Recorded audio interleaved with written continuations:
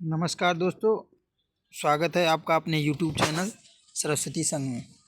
तो दोस्तों, आज हम देखने वाले हैं भारतीय संविधान एवं राज्य व्यवस्था, जो कि भावी परीक्षाओं के लिए बहुत ही महत्वपूर्ण साबित होने वाला है।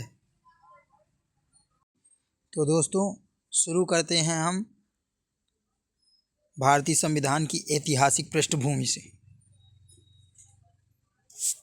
सबसे पहले हम देखते हैं कि रेगुलेटिंग एक्ट 1773 के तहत कौन कौन से प्रावधान किए गए थे, जिसको कि हम वन लाइनर के फॉर्म में देखेंगे।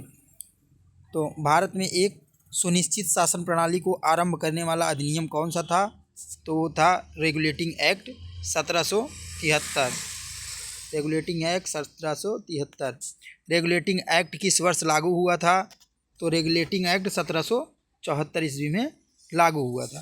बंगाल प्रेसिडेंसी के प्रशासन हेतु एक गवर्नर जनरल की नियुक्ति किस अधिनियम के तहत की गई थी? तो रेगुलेटिंग एक्ट 1773। Regulating act 1773। 1773 के रेगुलेटिंग एक्ट के अंतर्गत किन अन्य प्रेसिडेंसियों को बंगाल प्रेसिडेंसी के अधीन कर दिया गया? तो मद्रास और बम्बई प्रेसिडेंसी। क्या? मद्रास एवं बम्बई प्रेसिडेंसी। किस अधिनियम के द्वारा बंगाल के गवर्नर जनरल को बंगाल का गवर्नर जनरल बना दिया गया? सॉरी दोस्तों, किस अधिनियम के द्वारा बंगाल के गवर्नर को बंगाल का गवर्नर जनरल बना दिया गया? तो रेगुलेटिंग एक्ट 1773। क्या? किस अधिनियम के द्वारा बंगाल के गवर्नर को बंगाल का गवर्नर जनरल बना दिया गया? तो रेगुलेटिंग एक्ट 1773। रेगुलेटिंग एक्ट 1773 द्वारा गठित गवर्नर जनरल की परिषद की सदस्य संख्या कितनी थी? तो 4। कितनी? 4। बंगाल का प्रथम गवर्नर जनरल किसे बनाया गया? तो वारेन हेस्टिंग्स। किसे दोस्तों? Warren Hastings. वह अधिनियम जिसके अंतर्गत भारत में सर्वप्रथम सर्वोच्च न्यायालय स्थापित किया गया? तो रेगुलेटिंग एक्ट 1773।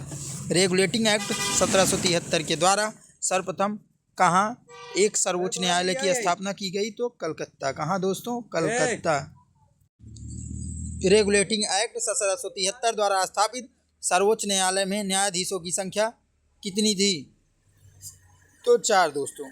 एक मुख्य न्यायाधीश तथा अन्य न्यायाधीश 3। रेगुलेटिंग एक्ट 1773 द्वारा स्थापित सर्वोच्च न्यायालय की अधिकारिता क्षेत्र में शामिल विषय थे? तो सिविल, आपराधिक और नौसेना मामले। कौन कौन से दोस्तों? सिविल, आपराधिक और नौसेना मामलों में।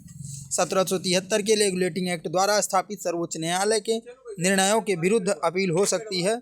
तो प्रीवी काउंसिल में। कहाँ? प्रीवी काउंसिल में।